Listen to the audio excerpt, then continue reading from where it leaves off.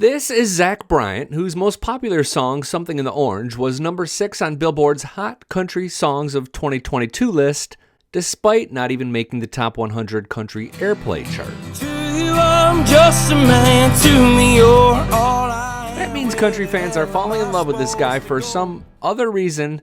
It's Billy Dukes, and I hope to make that reason real clear by the end of this video. If you've ever bought concert tickets through Ticketmaster and felt like you just got mugged by the time you were finished with the purchase, you're gonna appreciate what Zach has done.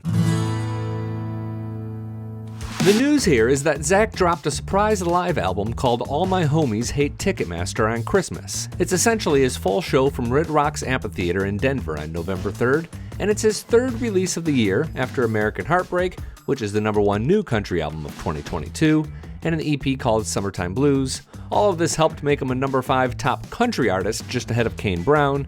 He was also featured prominently during the recent episode of Yellowstone. Consider tapping that subscribe button here if you're a fan of that show, because in addition to unique country music analysis, we go real deep into Taylor Sheridan's universe. More important than Zach's new album is the message that came with it. Now, I'm gonna show it to you now, but we'll really explore what he says after we dive a little bit deeper into his messaging on social media. I counted 28 tweets since mid-October where Bryan goes after Ticketmaster, and those tweets range from polite moaning and groaning to a brass knuckles kind of approach. Remember that as he was sending off missives like this, Taylor Swift's Era Tours on sale was being mishandled by Ticketmaster, leading President Biden to dash off promises like this. But who here thinks the government is going to solve this problem? Politics aside, I don't either.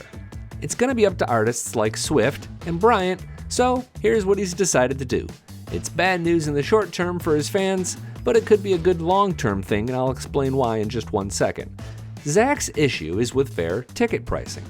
Kids who can't afford to pay $400 for a concert ticket are being asked to do just that, so he's exited the machine that gouges customers, i.e. Ticketmaster. In 2023, he'll play a limited number of shows, presumably shows that rely on what he believes to be a more just ticket vendor. Ticketmaster is the biggest, but they're certainly not the only marketplace. Quote, "I'm so tired of people saying things can't be done about this massive issue, while huge monopolies sit there stealing money from working class people," he writes. Thumbs up this video to show that you support him there. I may be reading between the lines here, but I interpret that as, hey, we're playing limited shows next year, so we can put a system in place that allows us to tour at scale without relying on Ticketmaster in the future. Pearl Jam did this in the 90s, and it's possible, it's certainly not easy.